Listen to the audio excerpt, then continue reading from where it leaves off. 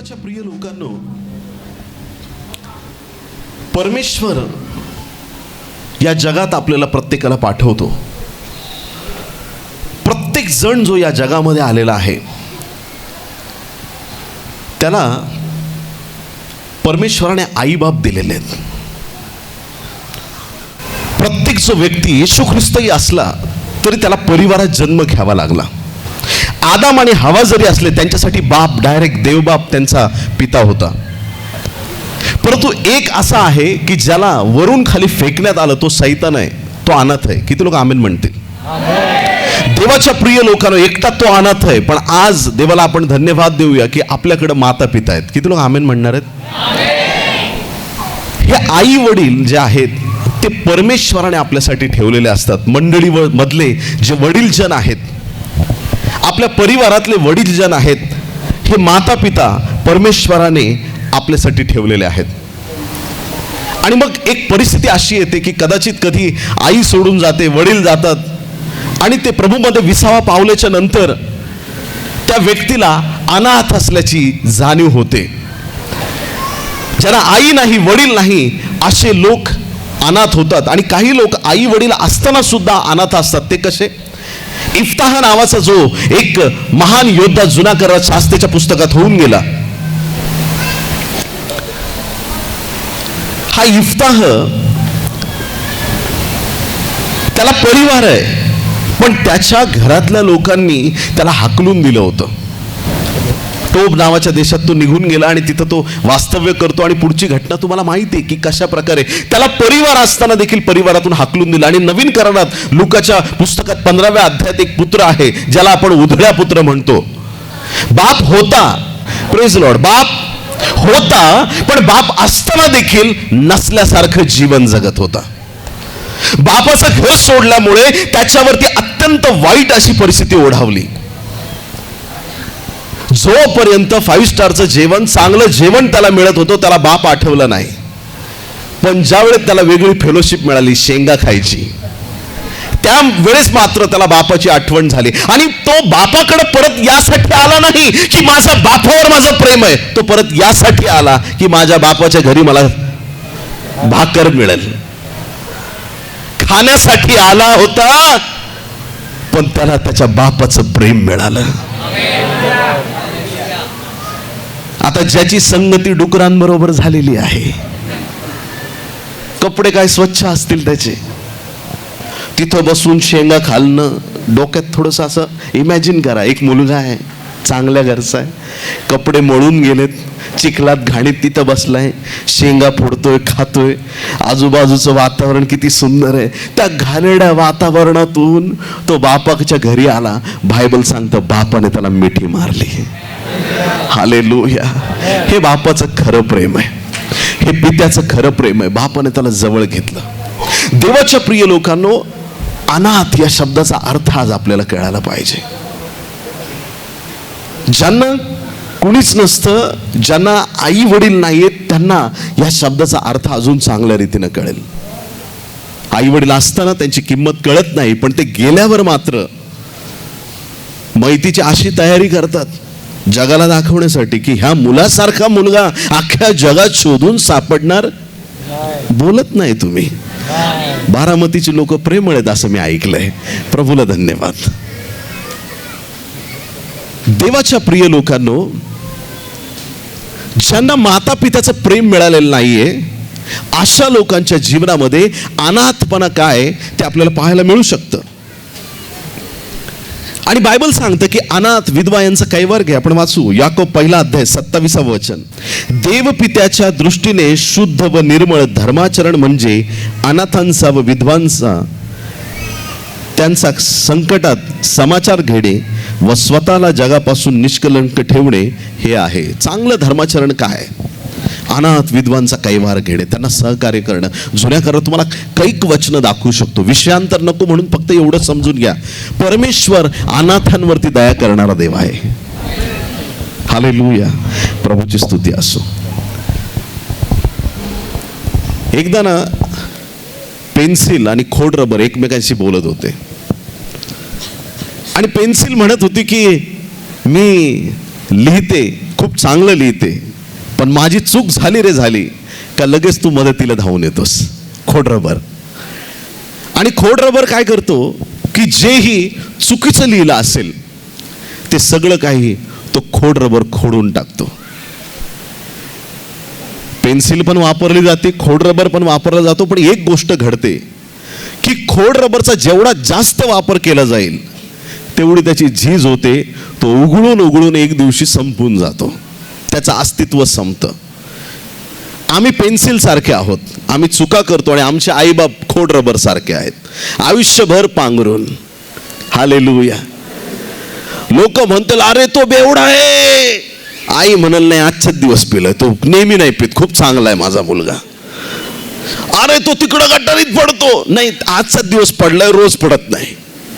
आई बाप नेहमी लेकरांच्या चुकांवरती काय घालतात, पांघरून घालतात. आणि एक दिवस असा येतो की जीवनातून खोडरबर निघून जातो आणि मग सगळ्या चुका जग मोजायला सुरुवात करतं आणि त्या चुकांची क्षमा मिळत नाही. त्यावेळेस आई बापाची आठवण येते. तुम्ही रडलात तरी तुमच्या रडण्याला अर्थ उरत नाही. तुम्ही किंचाळलात तरी, तुम्ही याचना केलीत तरी तुमच्या त्या याचनेकडे कुणी लक्ष देणार नाही. आणि त्या दिवशी एक भावना जागृत होते की माझ्या आई बाप असते तर असं झालं असतं, तसं झालं असतं, पण आज आई बाप नाहीत, माझ्या चुकांवरती पांघरून घालायला कुणी नाही. देवाच्या प्रिय लोकांना, मी जगातल्या आई बापाच्या प्रेमाबद्दल बोलतोय आपल्याशी. देवाच्या प्रिय संतगणांनो, आई बाप बरोबर असले ना, आपले पॅरेंट्स बरोबर असले ना की आपल्यात एक वेगळी हिंमत असते. किती लोक आमेन म्हणणार आहेत? जगिक बाप बरोबर असल्यावर जर एवढी हिंमत आहे, स्वर्गीय बाप जर आमच्या बरोबर असेल, आमची हिंमत काय असेल. वैऱ्याच्या गडामध्ये वैरी जिथं आहे तिथं तुम्ही सामर्थ्याने जाल. जिथं तुम्हाला स्वार्थ सांगायची आहे, तुमचा बाप जर तुमच्या बरोबर आहे तर तुम्हाला कोणाला भिण्याची गरज आहे प्रियांनो. हालेलुया. तुमचा देव जर तुमच्या बरोबर आहे तर तुम्हाला कोणाला घाबरायची गरज आहे. जर परमेश्वर तुमच्या बरोबर आहे, देवाच्या प्रिय लोकांनो, तुम्हाला कधीच अनाथ असं वाटणार नाही. हालेलुया. आई बाप असले का माणसाची एक वेगळी डेअरिंग असते. किती लोक आमेन म्हणणार आहेत? बायबलमध्ये ना एक सुंदरशी घटना दिलेली, निर्गम याचा 2 अध्याय 1 ते 10 वचनामध्ये. निर्गम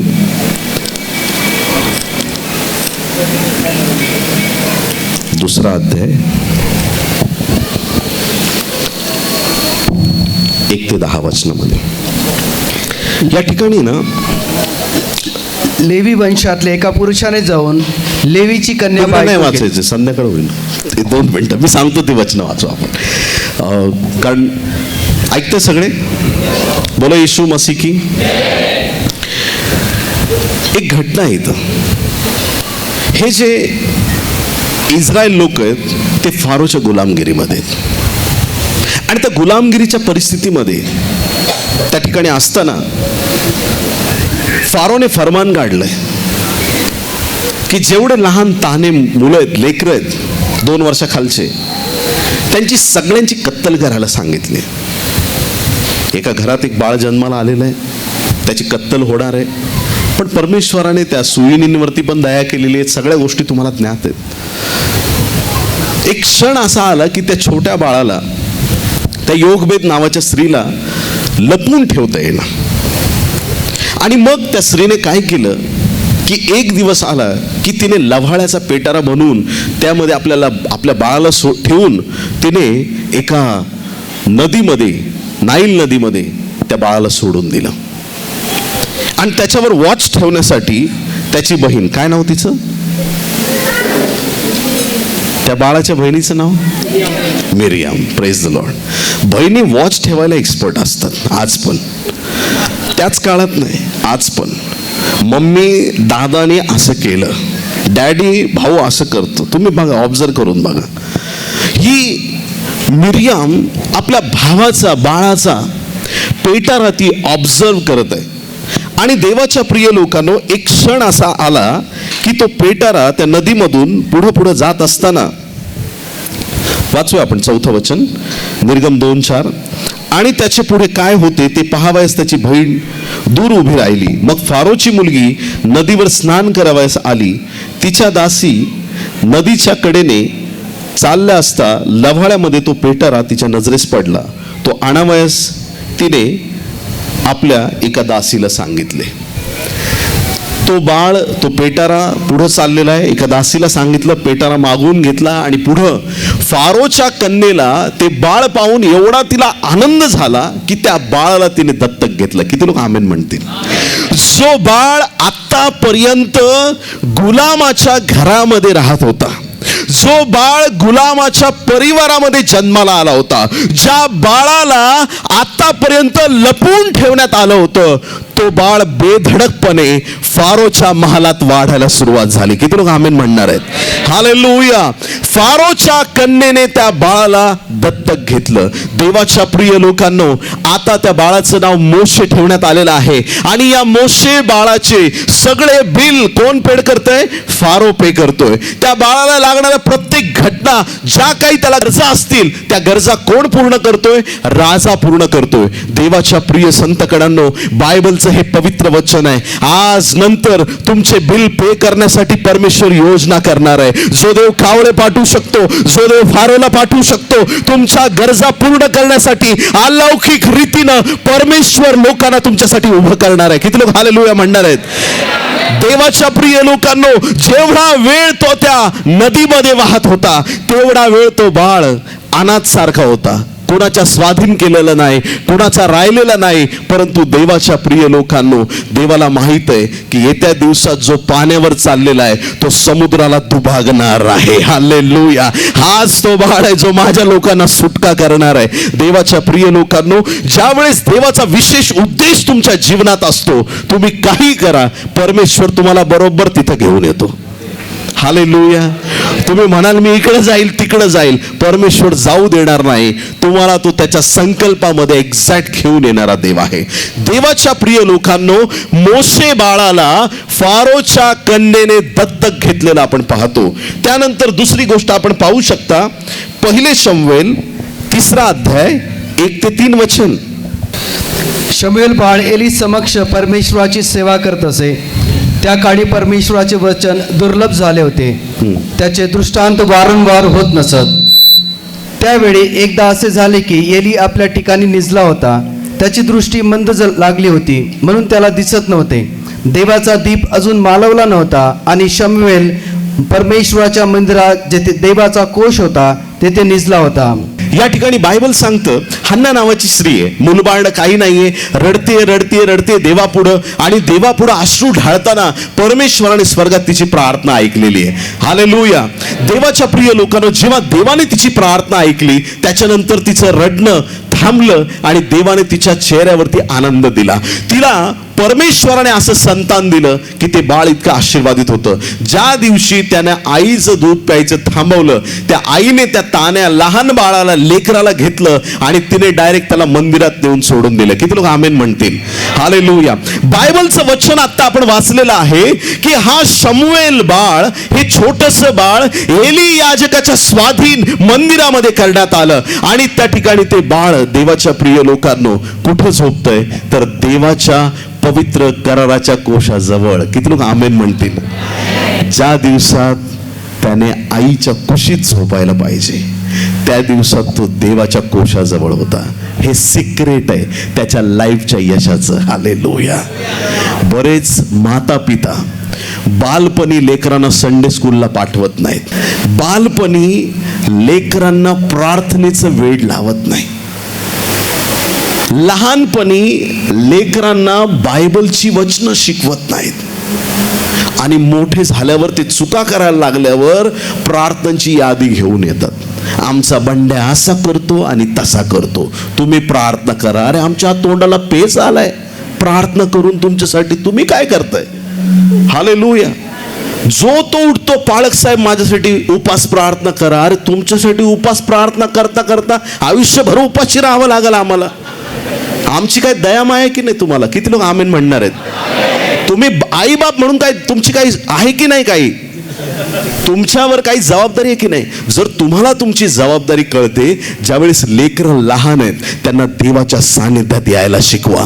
संडे स्कूल मिस करायचं नाही. लहान लेकरांना आवर्जून सांगायचं, या रविवारी जर तू संडे स्कूलला गेलास बाळा, तर मी तुला गिफ्ट देणार, तुझा लाड करणार, नाही तर तुला चांगला बदडणार.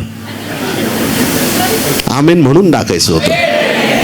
देवाच्या प्रिय लोकांनो, या छोट्याशा बाळाला, आईला हे वाटलं नाही माझं लेकरू आजारी पडलं तर काय होईल, माझ्या लेकराला शिसू आली तर काय होईल, माझ्या बाळाकडे कोण लक्ष देईल. तिला माहित आहे जो सगळ्या जगाचा भार वाहतो त्या देवाच्या हाती मी माझ्या लेकराला दिलेला आहे. जो अख्ख्या जगाला सांभाळतो त्या प्रभूच्या हाती मी माझ्या बाळाला दिलेला आहे. माझ्या लेकरासाठी माझा जीव तुटणार नाही, कारण की मी मागितला यासाठी होता की मला परत माझ्या देवाला देता यावा. यासाठी मी देवाकडून घेतला होता की परत माझ्या देवाच्या सेवेसाठी देता यावा. देवाच्या प्रिय लोकांनो, त्या कराराच्या कोशाजवळ तो बाळ आहे, देवाच्या उपस्थिती जवळ तो बाळ आहे. आणि असा संदेश त्या इस्रायलला लाभला, त्याची ख्याती खूप मोठी झाली. प्रियांनो, देवाच्या प्रिय संतगणांनो, ज्यावेळेस तुम्ही प्रार्थना करता, माझ्या लेकरांना देवा तुझे सेवक आणि सेविका कर, तुम्ही काय करणार आहेत त्यांच्यासाठी? मोबाईल पाहून ते लेकरं मोठे काहीतरी देवाचे सेवक सेविका होणार आहे का?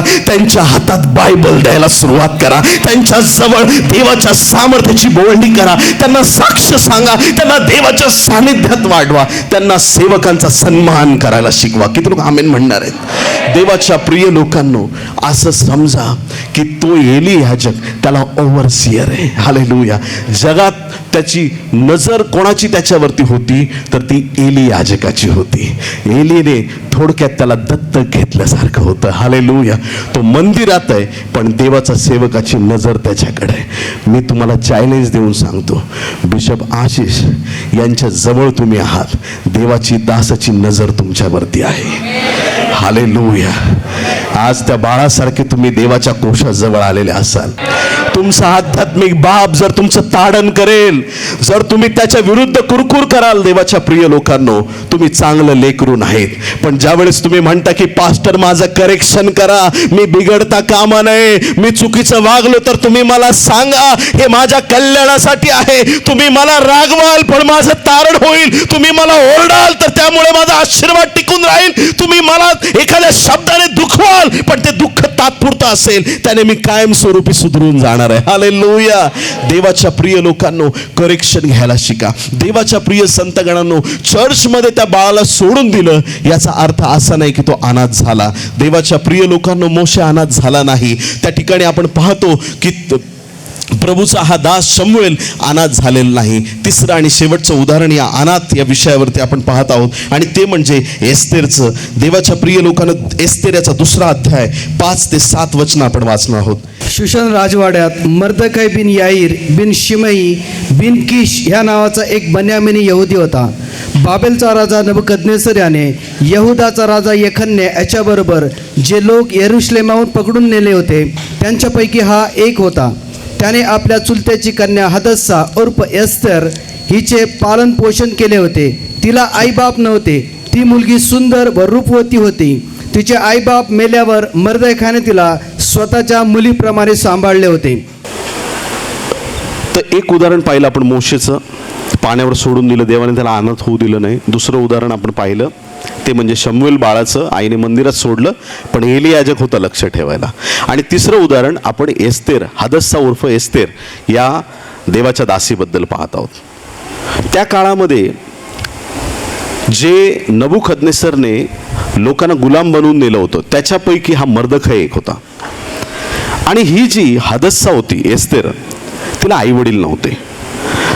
ही हदस्सा उर्फ एस्तेर ही मर्दखैच्या चुलत्याची मुलगी, म्हणजे त्याची चुलत बहीण होती. आता आई वडील नसताना देखील मर्दखैने आई वडिलांचं प्रेम तिला दिलं.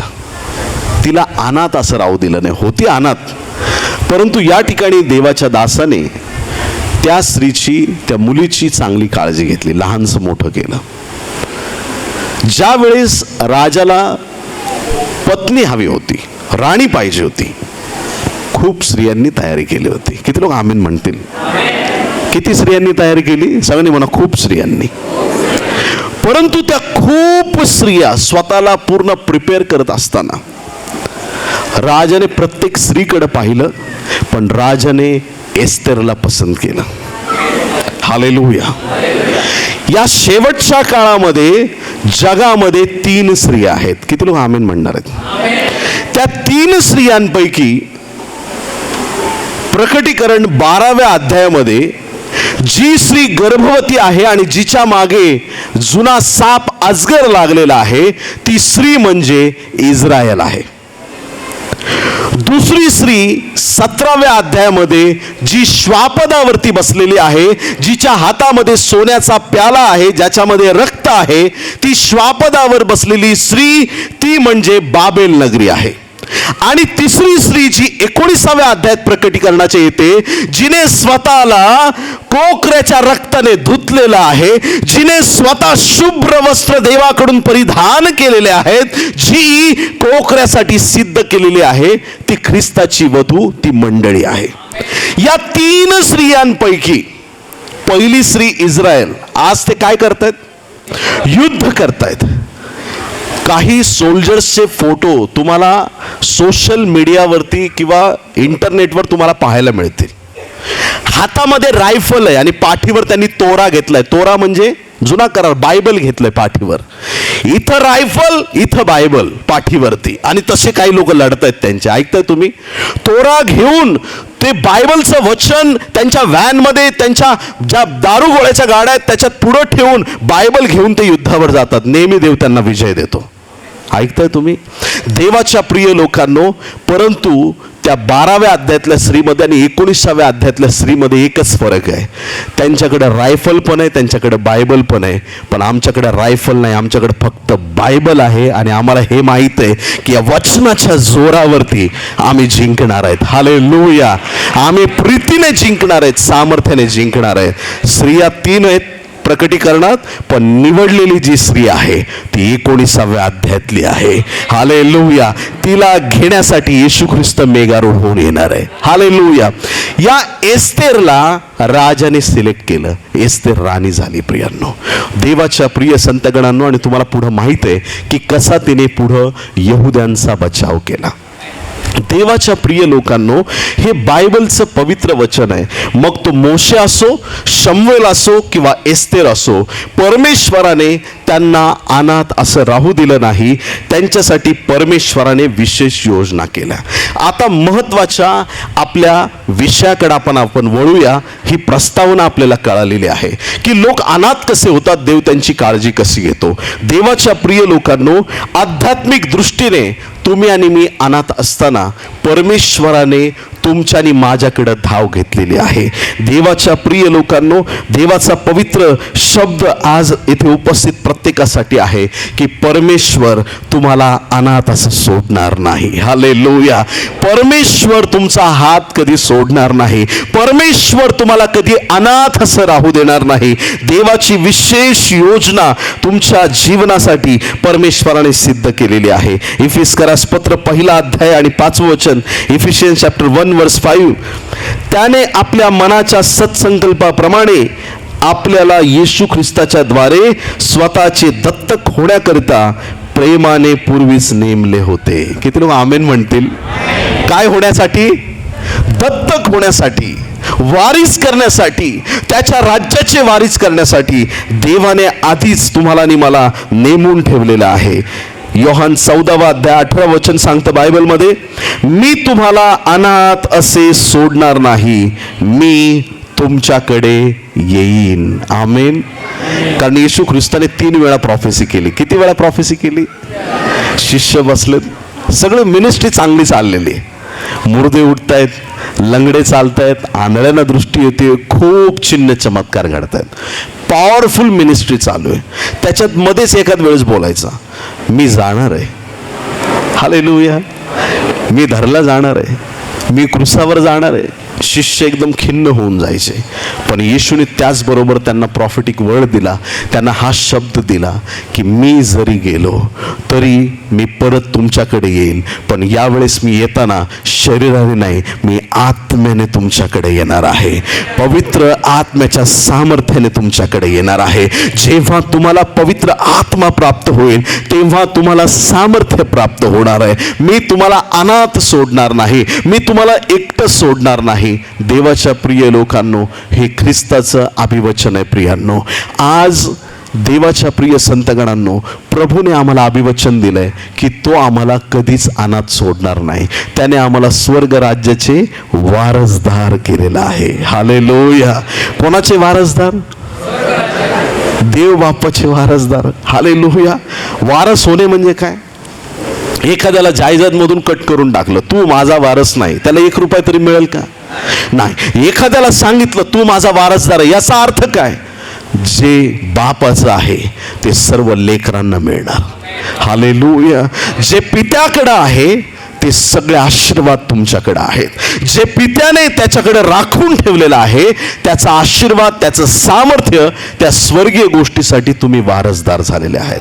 पवित्र आत्म्याच्या सामर्थ्याने परमेश्वराने तुम्हाला आणि मला वारसदार केलेला आहे. हालेलुया.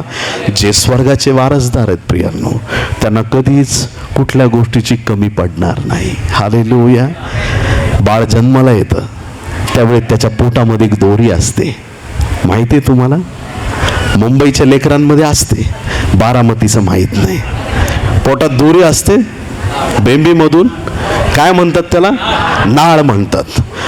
जसं बाळ जन्माला आलं, डॉक्टर उद्घाटन करतो, कचक, माँ अलग बच्चा अलग. ती दोरी कशासाठी असते?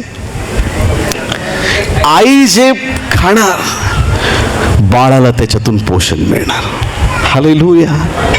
असं कनेक्शन आहे प्रियांनो की आई जे पण खाईल, आईच्या सर्व आहाराद्वारे, आईच्या शक्तीद्वारे, त्या नाळेच्या द्वारे बाळाचं पोषण होतं. पण ज्यावेळेस बाळ जन्माला येतं त्याला आईकडून पोषण मिळायची गरज नाही, कारण त्याला सेपरेट तोंड दिलेलं आहे, जे आयुष्यभर पुढे चालणार आहे. हालेलुया. देवाच्या प्रिय लोकांनो, पण आत्मिक रीतीने याचा अर्थ बघूया. ज्यावेळेस ती आई बरोबर नाळ जोडलेली होती, आई तुमचं रक्षण, तुम्हाला सगळ्या गोष्टीची, आहाराची पूर्तता करत होती, तुमचं पोषण आई करत होते. ज्या दिवशी नाळ तुटली त्या दिवशी तुमची नाळ तुमच्या देवाबरोबर जोडलेली आहे. तुमची गरज देव पूर्ण करणार आहे, माणूस पूर्ण करणार नाही. धन्य ते लोक ज्यांची नजर देवाकडे लागलेली आहे. आशीर्वादित आहेत ते लोक जे म्हणतात माझी नाळ माझ्या देवाबरोबर जोडलेली आहे, जे म्हणतात प्रभू तुला धन्यवाद, माझा बाप तू आहेस. प्रभू तुला धन्यवाद, माझे सगळे लाड पुरवणारा माझा बाप तू आहेस. मी नजर जगाकडे लावणार नाही, मी नजर नातेवाईकाकडे लावणार नाही, मी नजर जगातल्या कुठल्या व्यक्तीकडे लावणार नाही. मला हा काय देईल, मला तो काय देईल, याच्यात मला इंटरेस्ट नाही. मला इंटरेस्ट ह्याच्यात आहे, माझा स्वर्गीय बाप मला काय देणार आहे, माझा प्रभू मला काय आशीर्वादित करणार आहे, त्याची योजना काय आहे, त्याची इच्छा काय आहे, तो माझ्याविषयी काय ठरवतो, त्याने मला सांगितलंय ते प्रत्येक काम मी पूर्ण करणार आहे. हालेलुया. कारण त्याने मला अपॉइंट केलेलं आहे, त्याने मला निवडून वेगळं केलेलं आहे. हालेलुया. देवाच्या प्रिय लोकांनो, प्रभूचं पवित्र वचन आहे की त्याने आम्हाला पूर्वीच नेमून ठेवलेलं आहे. इब्री लोकास पत्र 1 अध्याय 2 वचन. देवाकडे एकच वारसदार होता, जास्त नाही. इब्री 1:2. तो ह्या काळाच्या शेवटी पुत्राच्या द्वारे आपल्याशी बोलला आहे. त्याने त्याला सर्व गोष्टींचा वारस करून ठेवले आणि त्याच्याद्वारे त्याने विश्व निर्माण केले. एकच वारस स्वर्ग राज्याला होता आणि त्याचं नाव आहे प्रभू येशू ख्रिस्त. पण ज्यावेळेस तो वधस्तंभावरती खिळला त्यावेळेस त्याने तुम्हाला आणि मला स्वर्ग राज्याचे वारसदार केलेला आहे. तुम्हाला आणि मला त्याने कनेक्ट केलेलं आहे. आणि आता मंडळी ही अनाथ नाही, तर ती स्वर्ग राज्याची वारसदार आहे. लूक याचा 20 अध्याय आणि 14 वचन. परंतु मळेकरी त्याला पाहून आपसात विचार करून म्हणाले, हा तर वारस आहे. द्राक्षमळ्याचा दृष्टांत. मळेकरी सगळे काय म्हणतात बाकीचे? हा तर वारस आहे, ह्याला आपण जीवे मारू म्हणजे वतन आपलेच होईल. त्या एकुलता एक वारसाला त्यांनी मारण्याचा प्रयत्न केला आणि त्यांना वाटलं की वतन आम्हाला मिळेल. पण त्यांना हे माहीत नव्हतं तो वारसदार पुन्हा तिसऱ्या दिवशी मरणातून विजयी होणार आहे. हालेलुया. येशू मरणातून विजयी झाला आणि त्याने तुम्हाला आणि मला जीवन दिलेलं आहे. देवाच्या प्रिय लोकांनो, आता देवाच्या राज्याचे अनेक वारसदार आहेत. आपण सगळे देवाची जी मुलं आहोत, परमेश्वराने तुम्हाला आणि मला स्वर्ग राज्याचे वारसदार केलेले आहे. रोमकरास पत्र 8वा अध्याय आणि यातलं 17 वचन. आणि जर मुले आहोत तर वारसही आहोत, म्हणजे देवाचे वारस, ख्रिस्ता बरोबर सोबतीचे वारस. कुणाबरोबर? ख्रिस्ता बरोबर. ख्रिस्ता बरोबर सोबतीचे वारस असे आहोत. आपल्याला त्याच्याबरोबर गौरव प्राप्त व्हावा म्हणून त्याच्याबरोबर जर दुःख भोगत असलो तरच. देवाच्या प्रिय लोकांनो, येत्या दिवसामध्ये जर तुम्हाला स्वर्गीय राज्याचं गौरव पाहायचं आहे, या दिवसात दुःख आलं तरी ते आनंदाने सहन करा. किती लोक आमेन म्हणतील? अडचणी आल्या तरी आनंदाने सहन करा. हे सगळं जे करत आहोत ते प्रभूच्या गौरवासाठी. येणाऱ्या दिवसात आम्ही देवाचं फार मोठं गौरव जर आम्हाला पाहायचंय, जर आम्हाला देवाचं फार मोठं वैभवशाली गौरव त्याचा अनुभव घ्यायचा आहे, पाहायचं आहे, तर आज जे त्या दुःखामध्ये सहभागी आहेत, मंडळीच्या दुःखामध्ये सहभागी आहेत, सुवार्तिकाच्या सेवेच्या दुःखामध्ये सहभागी आहेत, त्यांना हा मोठा आशीर्वाद प्राप्त झालेला आहे. जे दुःखात सहभागी आहेत ते चांगल्या दिवसात पण सहभागी असणार आहेत. जे आज सहभागी आहेत ते येत्या दिवसासाठी पण सहभागी असणार आहेत. कितीतरी लोक, देवाच्या प्रिय लोकांनो, प्रभूला आपल्या जीवनात, आपल्या घरात प्रवेश देत नाही. 2000 वर्षापूर्वी मरिया योसेफ घरोघर जाऊन बघतात कुठं जागा मिळेल का, बाळाला जन्म घ्यायचा आहे. सगळ्यांनी दरवाजे बंद केले होते. उतार शाळेत पण जागा नव्हती, कुणीच प्रवेश दिला नाही. प्रियांनो, आज आमच्याकडे संधी आहे प्रभूला आमच्या परिवारात स्थान द्यावं. आज आमच्याकडे वेळ आहे की आम्ही प्रभूचं आमच्या जीवनात, आमच्या परिवारात स्वागत करावं. आज जर तुमच्या घरात तुम्ही येशूला घेतलं नाही, येत्या दिवसात त्याच्या घरात तो तुम्हाला घेणार नाही. ऐकताय तुम्ही? Praise the Lord. आज संधी आहे की आम्ही आमच्या जीवनात प्रभूला स्थान दिलं पाहिजे. आज संधी आहे की आम्ही या परिस्थितीमध्ये त्याचे वारसदार म्हणून स्वतःचं नाव प्रभूच्या राज्यामध्ये समाविष्ट करून घेतलं पाहिजे. जगामध्ये खूप मोठे मोठे मिरॅकल्स होतात प्रियांनो. किती लोक आमेन म्हणतील? येशूच्या नावात चिन्ह चमत्कार आहेत, येशूच्या नावात अद्भुत कार्य, येशूच्या नावामध्ये महान गोष्टी घडतात. पण सगळ्यात मोठा चमत्कार जर तुम्ही मला विचाराल, जेव्हा एक पापी आपलं जीवन येशूला देतो त्यावेळेस स्वर्गामध्ये आनंद केला जातो. हालेलुया. बोलो येशू मसीह की. स्वर्गात आनंद करायची काय गरज आहे? मी एक दिवशी पवित्र आत्म्याला विचारलं की ठीक आहे, एकाने स्वीकार केला, देवबापाने आनंद केला कारण त्याला अजून एक पुत्र किंवा एक कन्या मिळालेली, देवाने आनंद केला, ठीक आहे, पण हे देवदूत सगळे आनंद का करतात? पवित्र आत्म्याने मला सांगितलं, राजवाड्यात जेव्हा बाळ जन्माला येतं फक्त राजा नाही, सगळी प्रजा आनंद करते, म्हणून स्वर्ग राज्यामध्ये आनंद केला जातो. जेव्हा एक पापी आपलं मन देवाकडे वळवतो, ज्यावेळेस तो म्हणतो की इथून पुढे मी पाप करणार नाही, मी आतापर्यंत सैतानाचं लेकरू होतो पण आता मी जिवंत देवाचं लेकरू झालेलो आहे, आता यानंतर मी देवाचं काम करणार आहे, आता मी पवित्रतेत देवाच्या सामर्थ्यात चालणार आहे. देवाच्या प्रिय लोकांनो, अख्खा स्वर्ग त्या व्यक्तीसाठी आनंद करत असतो, अख्खा स्वर्ग देवाचं गौरव करतो,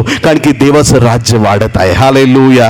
देवाच्या प्रिय संतगणांनो, या दिवसात अरिष्ट आले, संकट आले, अडचणी आल्या तरी आम्हाला टिकून राहणं गरजेचं आहे. रोमकरास पत्र 11वा अध्याय 17 वचन आपण वाचूया. दत्तक करणे म्हणजे काय? रोम 11 आणि 17. आता जर काही फांद्या तोडून टाकण्यात आल्या आणि तू रानटी जैतून असता त्यांच्या जागी कलम रूपे लावला गेलास तर जैतुनाच्या पौष्टिक मुळाचा भागीदार झालास.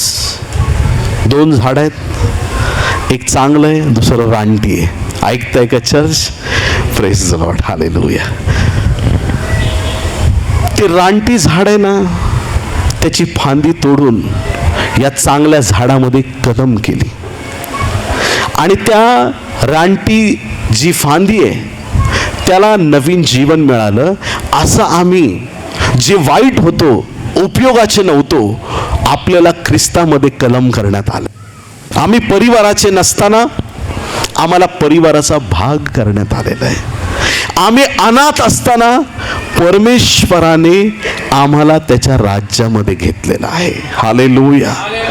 आता असा कुठला क्षण नाही की आम्हाला अनाथ वाटणार आहे. प्रियांनो, बोलो येशू मसीह की. योहान याचा 14वा अध्याय 17 आणि 18 वचन. जग त्याला ग्रहण करू शकत नाही, कारण ते त्याला पाहत नाही अथवा त्याला ओळखत नाही. तुम्ही त्याला ओळखता, कारण तो तुमच्या बरोबर राहतो व तो तुमच्यामध्ये वस्ती करील. मी तुम्हाला अनाथ असे सोडणार नाही, मी तुमच्याकडे येईन. आमेन. किती पॉवरफुल वचन आहे. बघा काय विशेष आहे की मोशेला दर्शन दिलं निर्गम 3 मध्ये. तो अग्नी असा लांबून बघतो, जोडे काढतो, अग्नीकडे जातो, है ना. त्या अग्नीच्या जवळ तो जातो. पण नवीन करारात आम्ही अग्नीच्या जवळ नाही, अग्नी आमच्यामध्ये प्रवेश केलेला आहे. हालेलुया. पवित्र आत्म्याचा अग्नी आमच्यामध्ये आलेला आहे. मोशेमध्ये का नाही आला? तो अग्नी त्याच्यात टिकून का नाही राहिला? कारण की त्यांच्याकडे कोकऱ्याचं बकऱ्याचं रक्त होतं, आमच्याकडे येशू ख्रिस्ताचं रक्त आहे. जेव्हा पुत्राचं रक्त तुम्हाला शुद्ध करील त्यावेळेस तुम्ही खरेखुरे शुद्ध व्हाल. हालेलुया. देवाच्या प्रिय लोकांनो, प्रभूने तुम्हाला आणि मला अभिवचन दिलंय, मी तुम्हाला अनाथ असे सोडणार नाही. आज नंतर म्हणायचं नाही मी कोणीच नाही प्रभू. काही लोकांची एवढी बकवास प्रार्थना असते, सॉरी टू से. हालेलुया. रडत बसतात तास. मी कीटक आहे, मी धूळ आहे, मी माती आहे. अरे मच्छर, तू निघ बाहेर जाऊन बस तिकडं. इथं कुठं आला? ओडोमस लगाव बायको इथं. काय आहे? तू कीटक आहे, तू धूळ आहे. अरे तू देवाच्या प्रतिरूपाचा आहे, देवाच्या प्रतिमेचा आहे. तुला देवासारखं पवित्र केलंय, तुला पवित्र आत्मा दिलाय, आणि तू इकडं म्हणतो देवा मी कीटक आहे, मी धूळ आहे, मी माती आहे, मी कुणीच नाही. देवाच्या प्रिय लोकांनी ह्या प्रार्थना बंद करा. किती लोक आमेन म्हणतील? आज नंतर ही प्रार्थना करायची की मी माझ्या देवाचं मंदिर आहे, मला देवाने शुद्ध केलेलं आहे, मला त्याच्या पवित्र आत्म्याच्या सामर्थ्याने भरलेलं आहे. ज्यावेळेस तुम्ही तो पवित्र आत्मा स्वीकारता, एकही क्षण लाईफमध्ये येणार नाही की तुम्हाला एकटं वाटेल. प्रत्येक प्रसंगी काहीही अडचण असो, काहीही प्रॉब्लेम असो, कुठलीही वेळ असो, त्यावेळेस तुम्हाला जाणवेल तुमचा देव तुमच्या बरोबर आहे. तुमच्या प्रभूने तुम्हाला सोडलेलं नाही. हालेलुया. तो तुम्हाला अनाथ असं सोडणार नाही, तो सदैव तुमच्या बरोबर राहणार आहे. एकही तुमच्या जीवनातला असा दिवस असणार नाही तुम्हाला एकाकी पण वाटणार आहे. देवाच्या प्रिय लोकांनो, या जगात परमेश्वर तुमची ढाल आहे, तो तुमचा कवच आहे, तो तुम्हाला सांभाळणारा देव आहे. बोला येशू मसीह की. म्हणा मी अनाथ नाही, प्रभू येशू माझा पिता आहे, माझा देव माझ्या बरोबर आहे, पवित्र आत्मा माझ्यामध्ये आहे. मी आशीर्वादित आहे, मी आशीर्वादित आहे, मी आशीर्वादित आहे. मी देवाचं संतान आहे, मी देवाचं संतान आहे. मी अनाथ नाही, मी अनाथ नाही.